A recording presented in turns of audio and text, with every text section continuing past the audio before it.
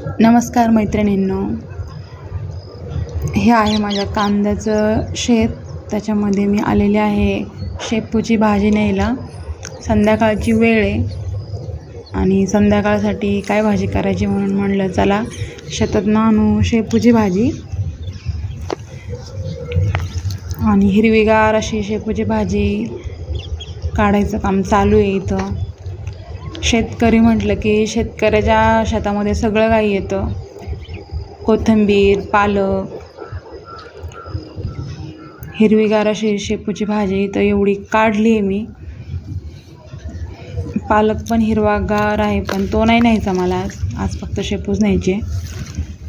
कांदे केलेत आम्ही इथं. कांद्याच्या शेतामध्ये टाकलं थोडं घरी खाण्यासाठी. शेपू, पालक, कोथिंबीर, मग असं न्यायचं थोडं थोडं काढून घरी खायला, भाजीला. बाजारात जाण्यापेक्षा शेतामध्ये थोडं थोडं केलं तर सगळं काही होतं.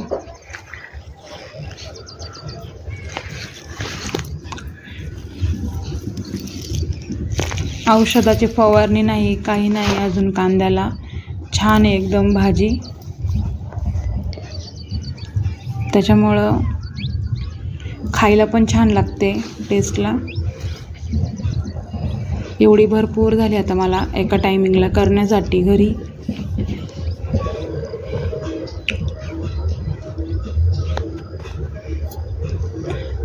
आणि ही आहे आमची भाताची लागवड. आम्ही तर सगळा भात लावलेला आहे. हा अजून काही तुरे वगैरे आलेले नाही आहेत त्याला, पण आहे लावलेला.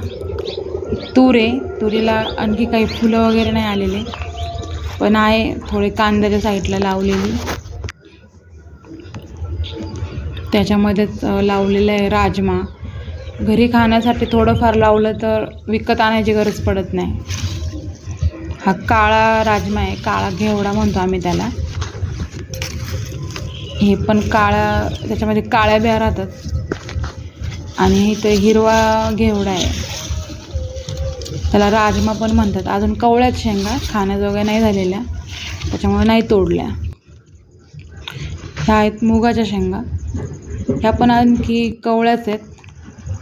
कोथिंबीरीला फुले आलेत आणि शापूला पण फुलं आलेत.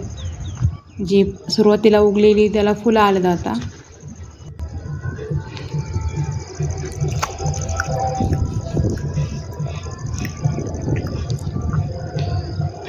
आता भाजी घेऊन जायचं घरी. हे आहे समोर आपलं घर. आता जायचं घरी. जाता जाता न्यायचा मस्त असा कढीपत्ता संध्याकाळच्या स्वयंपाकासाठी. आणि इथं आमच्या कढीपत्त्याला बिया आलेत, मस्त असे त्याला बिया आलेत. आणि बिया नंतर होतात तर त्या आणि पडतात खाली. भरपूर रोपं उगतात, झाडं उगतात त्याचे, आणि भरपूर तो कढीपत्ता पांगतो इकडं तिकडं. छान आहे कढीपत्ता, गावरान आहे एकदम. आता एक त्याचा डाळा तोडून न्यायचा संध्याकाळच्याला, ताजा ताजा एकदम फ्रेश. चला तर मग बाय.